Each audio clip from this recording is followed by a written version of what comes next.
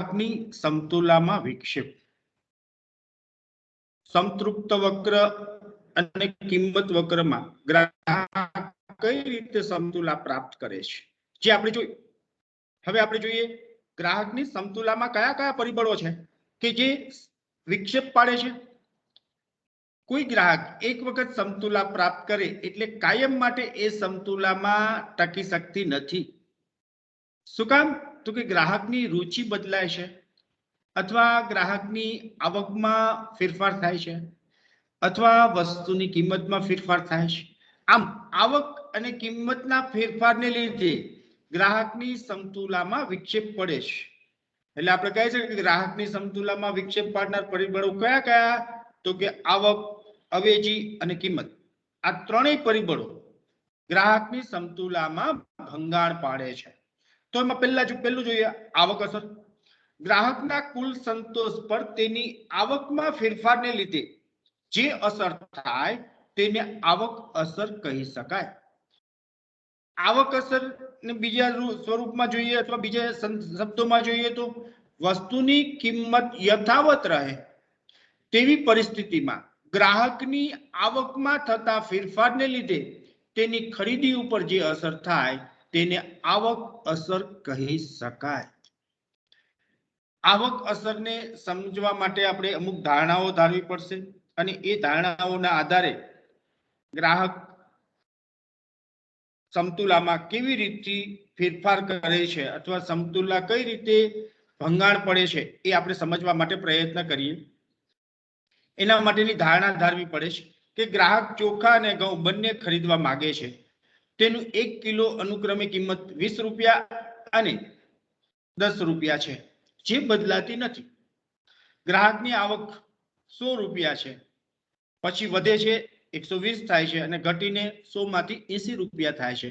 તો ગ્રાહકની આવકમાં ફેરફાર થવાને લીધે સમતુલામાં કઈ રીતે ભંગાણ પડે છે એ અહીં આપણે જોવાનું છે. હવે જોઈએ ગ્રાહકની આવક 100 રૂપિયા હોય ત્યારે 5 કિલો ચોખા અને 10 અથવા 10 કિલો ઘઉં આ બંનેની વચ્ચે સમતુલા પ્રાપ્ત કરે છે. બરાબર છે? આ બંનેની વચ્ચે ક્યાંક સમતુલા પ્રાપ્ત કરે છે. એટલે ટી કે રેખા અસ્તિત્વમાં આવે છે.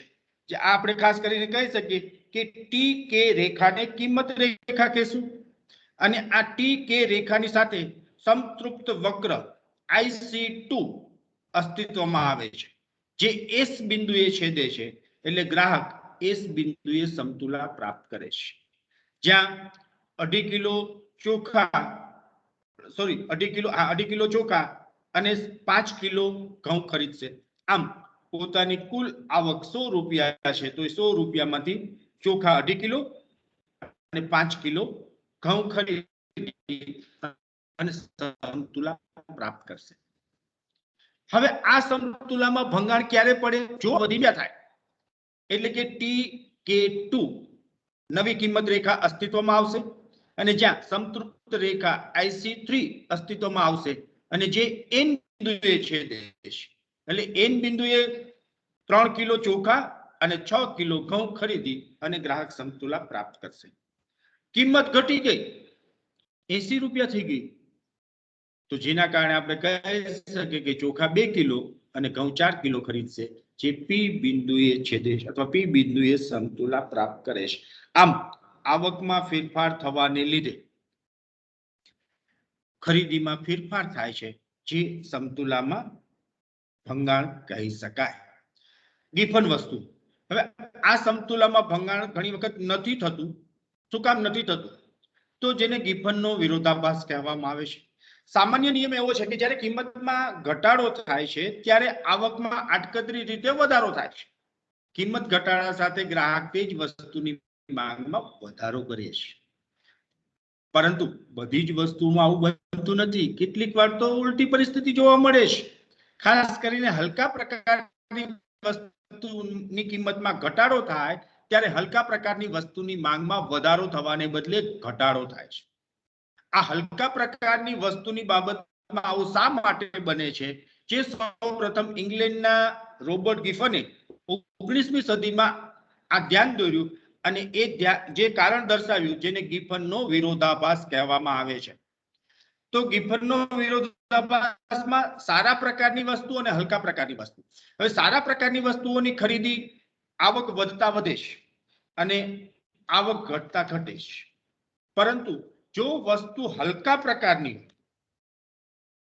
તો એ વસ્તુ આવક વધતા તેની ખરીદી ઘટે છે અને આવક ઘટતા તેની ખરીદી ઘટે છે. આવું થવાનું કારણ શું?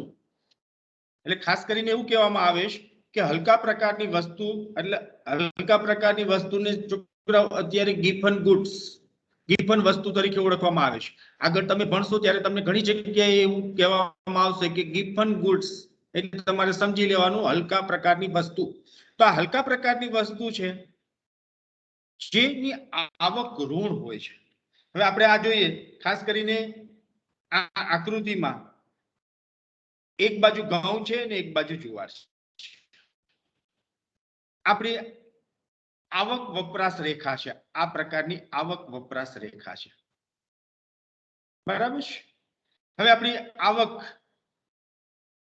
અત્યારે માની લઈએ કે આટલી છે, અંદાજિત આપણે 100 રૂપિયા ધારી લઈએ કે 100 રૂપિયા જેટલી આવક છે અને આ 100 રૂપિયા આવકમાંથી આપણે 2 કિલો ઘઉં અને 2 કિલો જુવાર ખરીદીએ છીએ એવું ધારી લઈએ. હવે આવક વધે છે તો આવક વધે તો આપણે કહી શકીએ ઘઉં 5 કિલો ખરીદશું અને ચોખા 1 કિલો જ ખરીદશું.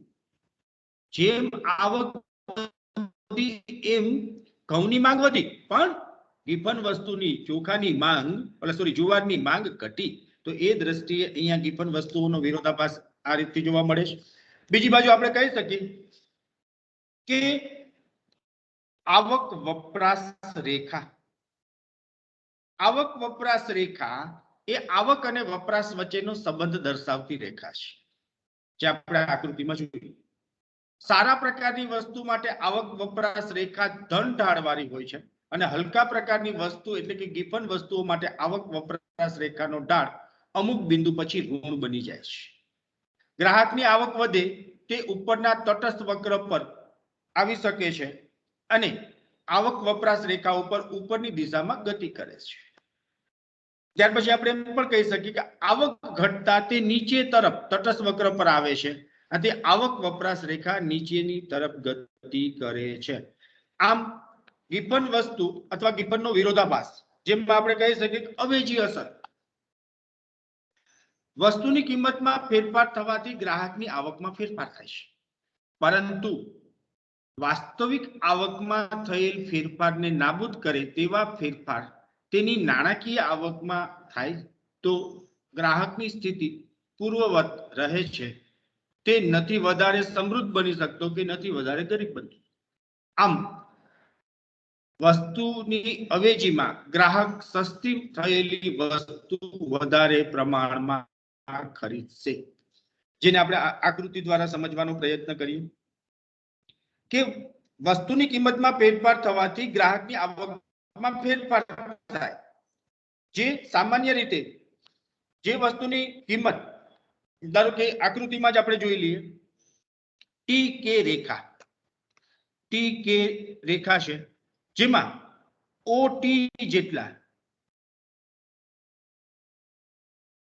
આ પહેલા આપણે ટી કે રેખા આ જોઈએ જે એસ બિંદુએ છેદે છે અને T1 K1 રેખા S1 બિંદુએ છેદે છે.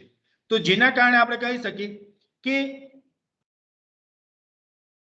S બિંદુએ ON1 જેટલા સફરજન અને OP જેટલી મોસંબી ખરીદશે અને T1 K1 રેખા કિંમત રેખા અસ્તિત્વમાં આવશે ત્યારે ON જેટલા સફરજન અને OP1 જેટલી મોસંબી ખરીદશે.